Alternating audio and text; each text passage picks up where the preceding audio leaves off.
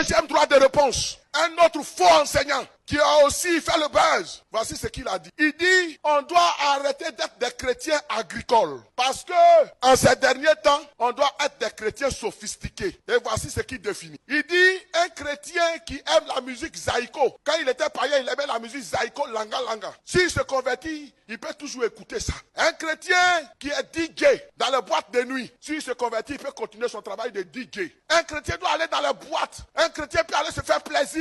Il peut aller au concert d'un musicien païen. Que cela n'a pas d'effet sur sa vie. Parce qu'on doit arrêter d'être des chrétiens agricoles. Parce qu'on doit être des chrétiens sophistiqués. Vous savez, tu ne peux pas donner ce que tu n'as pas. C'est ce qu'ils sont là, en cachette là. C'est ce qu'ils montrent, leurs fruits là. C'est ça qui est là. Frère, moi je suis venu vous dire, et à tous ceux qui m'écoutent sur les réseaux sociaux, soyez des chrétiens agricoles. Soyez des chrétiens agricoles. Parce que le royaume des cieux là, c'est l'agriculture. Jésus dit le royaume des cieux est semblable à un semeur qui est sorti pour aller s'aimer. C'est pas agriculture. C'est ça qui est agriculture là. Il est sorti pour aller s'aimer. Quand tu es un chrétien agricole, ça veut dire que tu as une semence en toi et tu portes du fruit. Mais les chrétiens sophistiqués, c'est des chrétiens OGM, organes génétiquement modifiés. Ils n'ont pas de semence en eux. Ils ne porteront pas de fruits. Mais si tu les consommes, tu auras le cancer à cause des pesticides qui sont dans leur corps. Entre chrétiens OGM et chrétiens agricoles, je préfère être un chrétien agricole.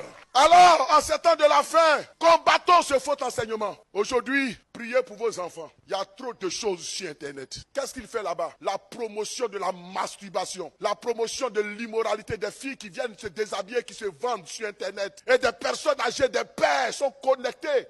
Des enfants sont connectés. Oui, cela ne va pas s'arrêter. Il y aura encore des temps plus dangereux que ceci. Mais dans cette atmosphère de pourriture, le Seigneur nous demande d'être des modèles de consécration. Deuxième droit de réponse. Un autre faux enseignant qui a aussi fait le buzz. Voici ce qu'il a dit. Il dit, on doit arrêter d'être des chrétiens agricoles. Parce que, en ces derniers temps, on doit être des chrétiens sophistiqués. Et voici ce qu'il définit. Il dit, un chrétien qui aime la musique zaïko. Quand il était païen, il aimait la musique zaïko, langa langa. S'il se convertit, il peut toujours écouter ça. Un chrétien qui est DJ dans les boîtes de nuit. S'il se convertit, il peut continuer son travail de DJ. Un chrétien doit aller dans les boîtes. Un chrétien peut aller se faire plaisir. Il peut aller au concert d'un musicien païen. Que cela n'a pas d'effet sur sa vie. Parce qu'on doit arrêter d'être des chrétiens agricoles. Parce qu'on doit être des chrétiens sophistiqués. Vous savez, tu ne peux pas donner ce que tu n'as pas. C'est ce qu'ils sont là, en cachette là. C'est ce qu'ils montrent, leurs fruits là. C'est ça qui est là. Frère, moi je suis venu vous dire,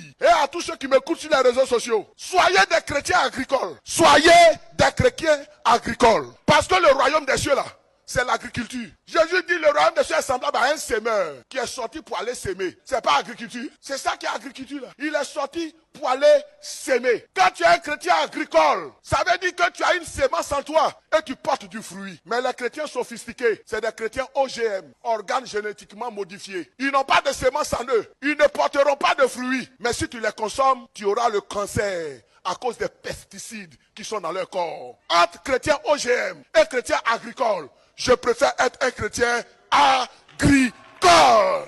Alors, en ces temps de la fin, combattons ce faux enseignement. Aujourd'hui, priez pour vos enfants. Il y a trop de choses sur Internet. Qu'est-ce qu'il fait là-bas? La promotion de la masturbation, la promotion de l'immoralité des filles qui viennent se déshabiller, qui se vendent sur Internet. Et des personnes âgées, des pères sont connectés.